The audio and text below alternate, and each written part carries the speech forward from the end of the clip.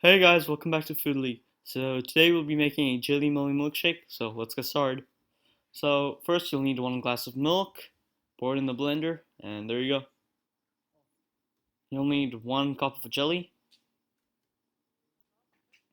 In order to make jelly, you should follow the instructions at the back of the box. And 1 tablespoon sugar.